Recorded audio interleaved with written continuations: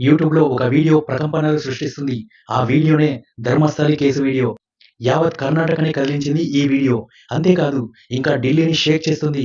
ఈ ఒక్క వీడియోతో అనేక భాషల్లోకి ట్రాన్స్‌లేట్ చేసి అనేక యూట్యూబర్లు ఈ వీడియోపై మాట్లాడుతున్నారు.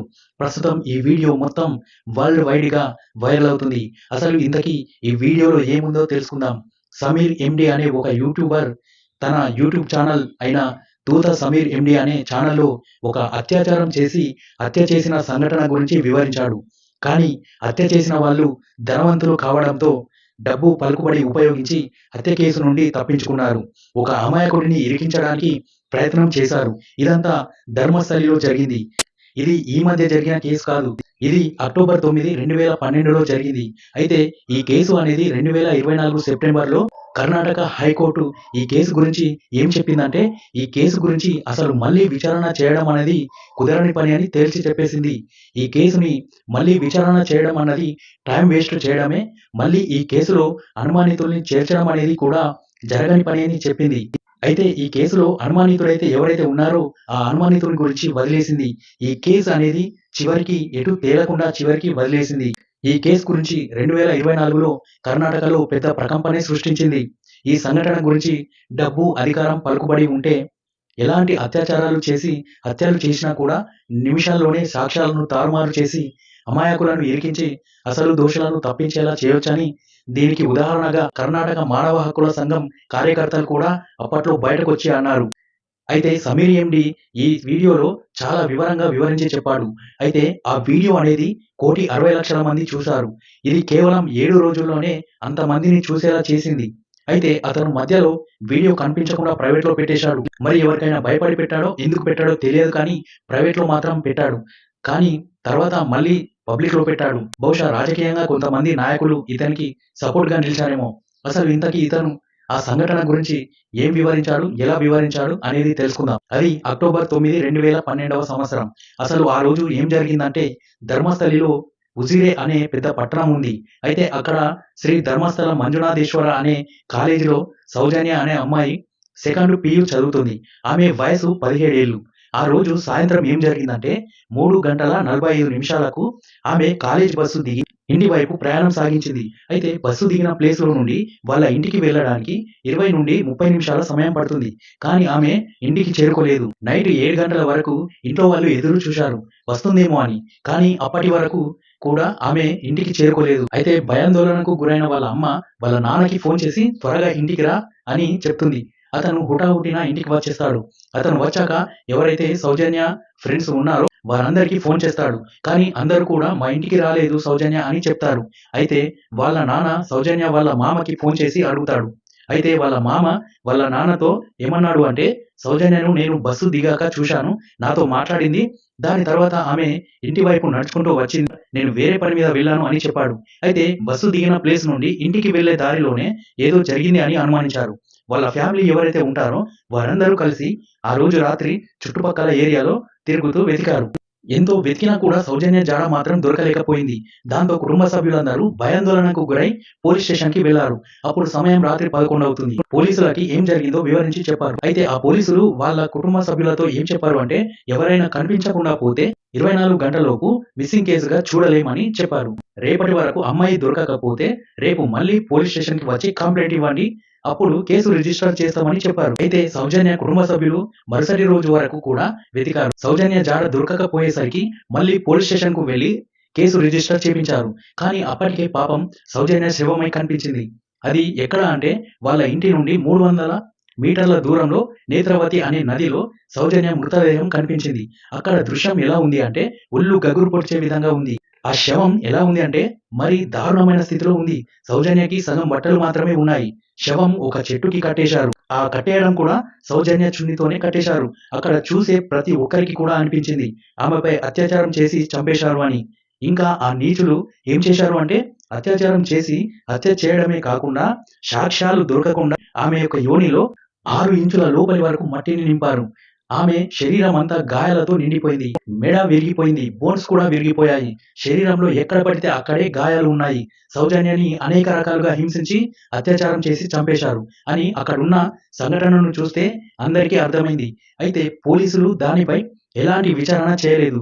అయితే ఇలాంటి అత్యాచార కేసుల్లో ఆ అమ్మాయి యోనిలో ఉన్న వీర్యం శాంపిల్స్ ని 3 రోజుల్లో టెస్టుకి పంపాల్సి ఉంటుంది. కానీ పోలీసులు 12 రోజులకి టెస్టుకి పంపించారు. 12 రోజుల వరకు ఎలాంటి టెస్టు చేయకుండా ఆగారు. కావాలనే పోలీసులు ఇలా చేశారు. ఆ శాంపిల్స్ అనేవి టెస్టుకి పని చేయకుండా అయిపోయాయి. ఏవో సాకులు చెప్పి పోలీసులు తప్పించుకున్నారు. ఆ శాంపిల్స్ ఏవి కూడా టెస్టులకి పనికి రాకుండా పోయాయి. పోలీసులు కావాలని ఇలా చేశారు అని అందరికీ అర్థమైపోయింది. పోలీసు కేసు రిజిస్టర్ చేసిన తర్వాత రోజు అక్టోబర్ 11న ఒక వ్యక్తిని కొట్టుకుంటూ పోలీస్ స్టేషన్‌కి తీసుకొచ్చారు. అయితే ఆ వ్యక్తి ఎక్కడున్నాడు అంటే ధర్మస్థలిలోని బాహుబలి స్టాచ్యూ దగ్గర ఉన్నాడు. అయితే ఆ వ్యక్తి లోకల్‌లో ఉండే అతను కాదు. అతను శృంగేరి ప్రాంతానికి చెందినవాడు. అతని పేరు సంతోషరావు. అయితే ఇతను మానసిక ఆరోగ్య సమస్యలతో బాధపడుతున్నాడు. ఇతను అప్పుడప్పుడు వేరు వేరు ప్రాంతాల్లో ఉన్న దేవస్థానాలకు తిరుగుతూ ఉంటాడు.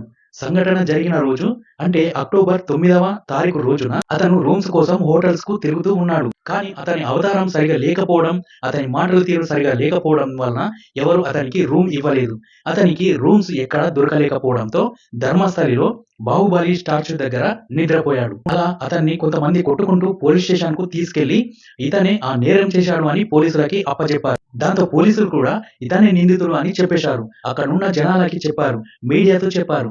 ఇంకా అక్కడున్న న్యాయస్థానానికి కూడా ఇతనే నిందితుడు అని చెప్పారు. అప్పుడు జనాలు కూడా పోలీసుల మాటలు నమ్మేసి అబ్బా తొందరగానే నేరస్తుల్ని పట్టుకున్నారు అని ప్రశంసించారు. కానీ తర్వాత అసలు విషయం తెలిసింది. అదేంటంటే అతనికి ఆ కేసుకి ఎలాంటి సంబంధం లేదు అని. విచారణ జరిగే కొద్దీ అతను ఏ నేరం చేయలేదు అని ఒక్కొక్కటిగా బయటకు వస్తున్నాయి. అతను మానసిక ఆరోగ్య సమస్యలతో బాధపడుతున్న వ్యక్తి. అంతేకాకుండా ఇతను నేరం చేయడాన్ని ఎవరు కూడా చూడలేదు. మళ్ళీ ఇంకో విషయం ఏంటంటే ఆ అమ్మాయి అంత దారుణంగా చనిపోయిన విధానాన్ని చూస్తుంటే ఆ వ్యక్తి మాత్రమే చంపి ఉన్నాడు. ఆ అవకాశమే లేదు. మెయిన్ గా చెప్పవలసిన విషయం ఏంటంటే అక్కడున్న ఏవైతే సాక్ష్యాలు ఉన్నాయో ఆ సాక్ష్యాలనే మాయం చేసేశారు. ఇప్పుడు ఆ మానసికంగా సరిగా లేని వ్యక్తి సాక్ష్యాలని మాయం చేయాలని చూడగలుగుతారా? ఇంకో అనుమానం ఏంటంటే సంతోషరావు అత్యాచారం చేస్తే అందులో ఉన్న వీర్యం సంతోషరావుది అయితే పోలీసులు ఆ వీర్యాన్ని నాశనం అయ్యేలా ఎందుకు చేశారు? ఇంకా ఇతనికి పెద్ద సమస్యనే ఉంది. ఆ సమస్య వలన అతను శృంగారం చేయలేడు. అతనికి ఉన్న సమస్య ఏంటంటే ఫిమోసిస్. అతని పురుషాంగానికి ఉన్న స్కిన్ అనేది వెనక్కి వెళ్ళదు. అతను శృంగారం చేయాలని చూస్తే అతనికి భరించలేనంత నొప్పి వస్తుంది. అందువల్ల అతను శృంగారం చేసే అవకాశమే లేదు. ఈ ఒక్క పాయింట్ తో ఇతను నేరస్తుడు కాదు అని జనాలు నమ్మారు. అయితే సౌజన్య బస్ స్టాప్ నుండి ఇంటికి వెళ్లే రూట్ లోనే ఒక ప్రకృతి చికిత్సాలయ హాస్పిటల్ ఉంది. అది ఎవరి ఆధీనంలో ఉంది అంటే ధర్మస్థల టెంపుల్ మేనేజ్మెంట్ ఆధీనంలో ఉంది. హాస్పిటల్ యొక్క సీసీటీవీ ఫుటేజ్లు కూడా మాయమైపోయాయి. అప్పుడే అందరికీ అనుమానాలు కూడా కలిగాయి. అతన్ని కొట్టుకుంటూ తీసుకొచ్చారు కదా ఆ ముగ్గురు. ఆ ముగ్గురిపైనే జనాలకి అనుమానం వచ్చింది. ఆ ముగ్గురిట్లో ఎవరో ఒకరు ఈ హత్య చేశారు లేదా ఇంకా హత్య చేసిన వారి కోసం వీళ్ళు అలా ప్లాన్ చేసి అతన్ని కొట్టుకుంటూ తీసుకొచ్చారు అని అనుమానాలు వచ్చాయి. ఆ ముగ్గురు వ్యక్తుల పేర్లు ఏంటంటే ఉదయ్ జైన్, మాలిక్ జైన్, ధీరజ్ కైలాస్ జైన్. ఈ ముగ్గురు కూడా ఆ ధర్మస్థల ట్రస్ట్ తో సంబంధం ఉన్నవాళ్లే. మాలిక్ జైన్ అనేవాడు ధర్మస్థల ట్రస్ట్ కి అకౌంటెంట్ గా పనిచేస్తుంటాడు. ధీరజ్ జైన్ అనేవాడు అక్కడ అన్నపూర్ణ ట్రస్ట్ ఉంటుంది. ఆ ట్రస్ట్ కి సీనియర్ మేనేజర్ కొడుకు. ఈ ముగ్గురు ఎవరైతే ఉన్నారో వీరందరూ కూడా నిశ్చల్ జైన్ అనేవాడికి వీళ్ళంతా స్నేహితులు. ఈ నిశ్చల్ జైన్ అనేవాడు రాజ్యసభ ఎంపీ అయిన ధర్మస్థల వీరేంద్ర హెగ్గాడే యొక్క బంధువు. అతని పేరు బయటకు రాకుండా ఉండేందుకు ఈ నిశ్చల్ జైన్ ఏం చేశాడు అంటే సంతోషరావుని అరెస్ట్ చేసిన తర్వాత రోజే నిశ్చల్ జైన్ అనేవాడు వేరే కంట్రీకి వెళ్లిపోయాడు. ఇలాంటివన్నీ ఒక్కొక్కటిగా బయటపడడంతో వీళ్ళపైన అనుమానాలు మొదలయ్యాయి. కానీ ఏం జరిగింది అంటే వీళ్ళే నిందితులు అని నిరూపించడానికి ఎలాంటి సాక్ష్యాలు కూడా లేకుండా పోయాయి. ఎందుకంటే ధర్మస్థలి టెంపుల్ ఉంది కదా, ఆ టెంపుల్ కి వీరేంద్ర హెగ్గాడే ధర్మాధికారి. 1960 సంవత్సరంలో అతనికి 20 ఏళ్లు ఉన్నప్పుడే అతడు ఈ టెంపుల్ కి 21వ ధర్మాధికారిగా నియమించారు. ఈ టెంపుల్ చరిత్ర తెలుసుకున్నట్లయితే నిజానికి ఈ టెంపుల్ అనేది గవర్నమెంట్ ఆధీనంలో ఉండవలసిన టెంపుల్. కానీ ఈ టెంపుల్ మాత్రం గవర్నమెంట్ ఆధీనంలో ఉండదు. ఈ టెంపుల్ అనేది ప్రైవేట్ గా వాళ్ళ చేతిలోనే ఉంటుంది. ఎందుకంటే భారతదేశ చట్టాల ప్రకారం హిందూ టెంపుల్స్ మాత్రమే గవర్నమెంట్ ఆధీనంలోకి వస్తాయని చట్టంలో ఉంది. అది జైన్ టెంపుల్ కనుక జైన్ మతస్థులు దానిని నిర్మించారు కాబట్టి ప్రైవేటు వారి ఆధీనంలో ఉంటుందని చెప్పి అలా దానిని కంటిన్యూగా చేస్తున్నారు. ఇప్పటికీ ఆ టెంపుల్ అనేది వాళ్ళ ఆధీనంలోనే ఉంది. వాళ్ళు అక్కడ చాలా పాపులర్. వాళ్ళు చట్టాలని ఇన్ఫ్లుయెన్స్ చేయగలరు. డబ్బు పరంగా అత్యధిక ధనికులు. స్కూళ్ళు, బ్యాంకులు, కాలేజీలు ఇలా చెప్పుకుంటూ పోతే అన్ని రంగాల్లో వీళ్ళకి బిజినెస్లు ఉన్నాయి. ఈ ఒక్క నేరం మాత్రమే కాదు, ఇంతకు ముందే వీళ్ళు చాలా నేరాలు చేశారని నీచమైన చరిత్ర కూడా ఉంది. ఇన్ని నేరాలు చేసిన ఏ నేరంలోనూ వాళ్ళకి నేరం చేశారు అని సాక్ష్యాలు మాత్రం ఉండవు. ఎందుకంటే సాక్ష్యాలని బయట పెట్టే పోలీసులే ఇలాంటి నేరస్తులకి సపోర్ట్ గా ఉన్నారని అక్కడ చాలా మంది బలంగా నమ్ముతున్నారు. వీళ్ళ నేరాల గురించి చెప్పాలంటే వాళ్ళకి పొలిటికల్ గా అడ్డొస్తున్నాడని ఒక వ్యక్తి కూతురుని కిడ్నాప్ చేశారు. కిడ్నాప్ చేయడమే కాకుండా 56 రోజుల పాటు అత్యాచారం చేసి హింసించి చంపేశారు. ఒక టీచర్ని కూడా చంపేశారు. వాళ్ళ బ్యాంకుకి వేరే బ్యాంకు మేనేజర్ అడ్డంగా ఉన్నాడని వాళ్ళ భార్యని చంపేశారు. చంపడమే కాకుండా ఈ నేరాన్ని కూడా వాళ్ళే చేశారని అక్రమ కేసులు పెట్టి వాళ్ళనే ఇరికించారు. ఈ టీచర్ విషయంలో ఆమె భర్త నేను తప్పు చేయలేదు అని నిరూపించుకొని ఆమె భర్త మళ్ళీ బయటకు వచ్చాడు. మరి ఎవరు నేరం చేశారు అంటే ఎవరికీ తెలియదు. మరి పోలీసులు నిరూపించాలి కదా, కేసులు పక్కన పడేశారు. ఈ బ్యాంకు మేనేజర్ భార్యని కూడా చంపేసి నువ్వే చంపేశావు అని ఆ బ్యాంకు మేనేజర్ ని కూడా అరెస్టు చేశారు. కానీ పాపం అతను కూడా నేను నేరస్తుని కాదు అని నిరూపించుకొని బయటకు వచ్చేసరికి చాలా ఏళ్లు పట్టింది. కానీ ఈ హత్యల వెనుక అసలు నిందితులను మాత్రం అరెస్టు చేయలేకపోయారు. ఈ దారుణమైన హత్యల వెనుక ఆ ఫ్యామిలీ హస్తం ఉందని అందరూ బలంగా నమ్ముతారు. వీళ్ళు ఇంకా ఏం చేశారు అంటే అక్కడ ఏరియాలో ఉన్న ఒక భూ వివాదంలో కూడా ఇద్దరిని చంపేశారు. మళ్ళీ ఆ నేరం నుండి తప్పించుకోవాలని ప్రయత్నం కూడా చేశారు. అయితే ఒక ల్యాండ్ విషయంలో ఇంట్లో ఉన్న ఇద్దరిని చంపేశారు. కానీ వారిని దొంగలు దాడి చేసి చంపేశారు అని క్రియేట్ చేశారు. కానీ తెలిసింది ఏంటంటే అక్కడ బంగారం, డబ్బులు కాకుండా ల్యాండ్‌కు సంబంధించిన డాక్యుమెంట్లు ఎత్తుకెళ్లారు. అసలు ఈ డాక్యుమెంట్‌లని ఎందుకు ఎత్తుకెళ్లారు అంటే ఈ వీరేంద్ర హెగ్డే ఫ్యామిలీ ఎవరైతే ఉన్నారో వాళ్ళ తాత ఈ చనిపోయిన వాళ్ళ తాతకి ల్యాండ్‌ని దానంగా ఇచ్చారట.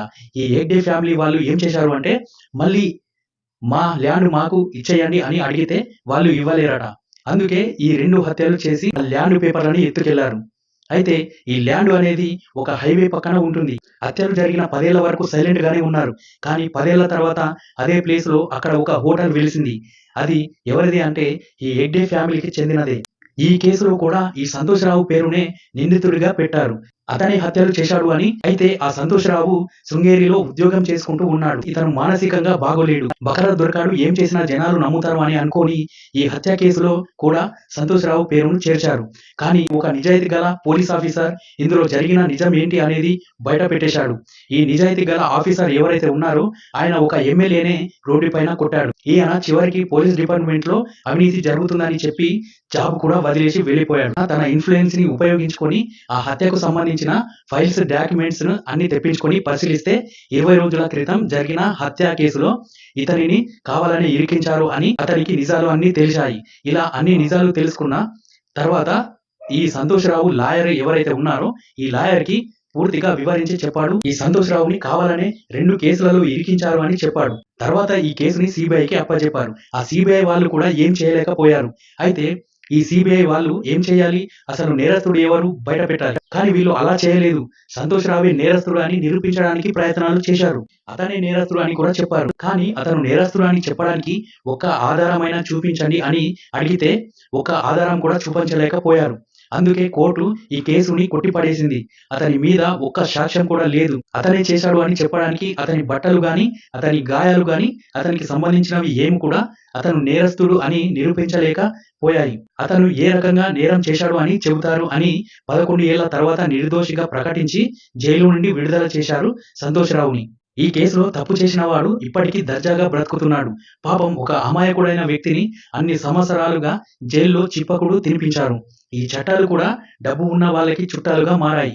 వ్యూవర్స్, దీనిపై మీ అభిప్రాయాన్ని తెలియజేయండి. వీడియో మీకు నచ్చినట్లయితే లైక్ చేయండి. మరెన్నో ఇలాంటి ఇంట్రెస్టింగ్ విషయాల గురించి తెలుసుకోవాలి అంటే సబ్స్క్రైబ్ చేసుకోండి.